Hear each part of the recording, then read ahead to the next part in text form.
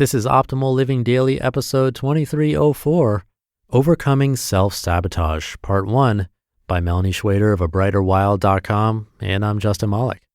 Today I have a bit of a longer post, so I'll read the first half today and then finish the rest for you tomorrow. So with that, let's get right to Part 1 and start optimizing your life. Overcoming Self-Sabotage, Part 1, by Melani Schweder of abrighterwild.com. I can't tell you how many times I used to throw in the towel on my healthy fruits and veggies and go on a 3-day donut and cheeseburger bender. I also can't tell you how many times I ended what could have been a good relationship by either ghosting them or saying way too much too soon.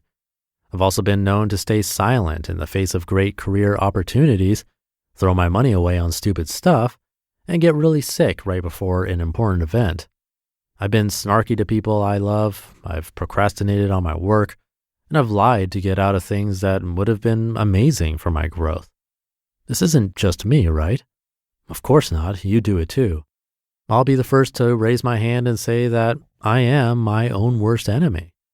I know we're all conditioned to watch our backs and make sure nobody is trying to take us down, but how often do we turn that focus around and see that the real problem is right here under our noses? What is one thing that I consistently see as a coach and energy worker that holds my clients back from meeting their goals? It's not an external circumstance. It's not food or money or time. It's much deeper than that. It's self-sabotage. And the truth is, we all do it.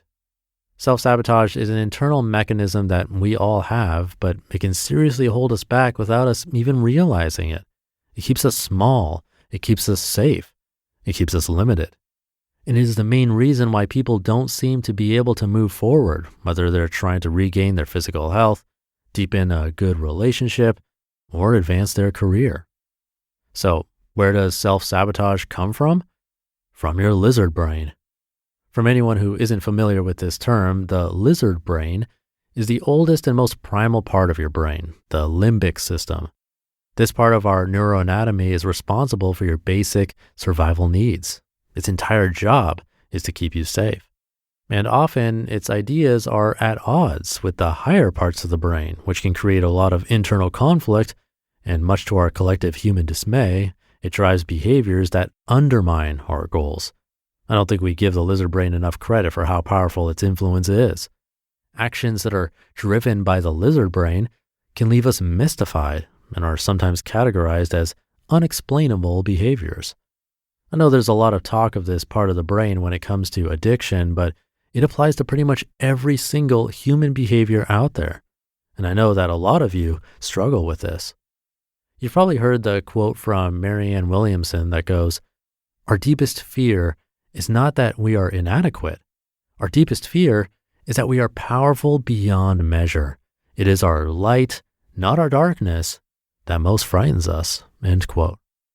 This touches on the heart of self-sabotage, in my opinion. In my practice, I don't see so much of the classic fear of failure as I do a serious fear of success. We're afraid of our power, our potential, our true purpose here on earth. And so, we shrink back. We throw wrenches into the machinery. We light fires and walk away. And a lot of this takes place on a subconscious level. Your lizard brain is always trying to keep you safe. And what is a bigger fear than the fear of the unknown? What could be scarier than the things we cannot yet understand or categorize or control?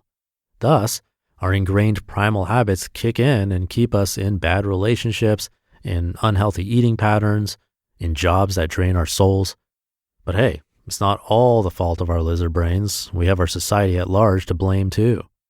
While our internal mechanisms are set up to avoid risk, our culture also preys upon our sense of unworthiness.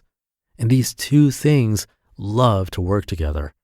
When we already are afraid to try something new and put ourselves out there, the messages we've received since childhood also chime in and say we're not worthy of anything good anyway, so why bother trying? Everywhere we turn, there are people telling us we're not worthy. Oops. This is how marketing and advertising works, by the way. By keeping us down and shutting us up, our culture keeps us small and controllable. And somewhere deep down, we totally believe it. We give up on ever getting well and resign ourselves to slamming caffeine and popping pills to deal with the fatigue, brain fog, and chronic pain. We give up on ever manifesting loving, sexy, healthy relationships and instead shrug our shoulders, content to stay with a mediocre partner or unhappily single forever. And this inertia grows over time, filling our heads with all the excuses for why we shouldn't change and all the reasons why it'll go wrong if we do. But here's the thing, friends.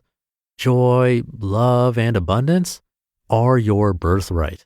This is a spiritual truth. And yes, it cannot be computed by our little human lizard brains. So what do we do to reconcile these parts of us, the physical and the spiritual, and be able to move forward in life? Hear that in tomorrow's episode. You just listened to part 1 of the post titled Overcoming Self-Sabotage by Melani Schweder of abrighterwild.com. Thank you to Melanie. I'll save my comments until the end of this post. That's in tomorrow's episode. So for now, thank you for being here and listening every day, including the weekends. And we'll finish this one up tomorrow, where your optimal life awaits.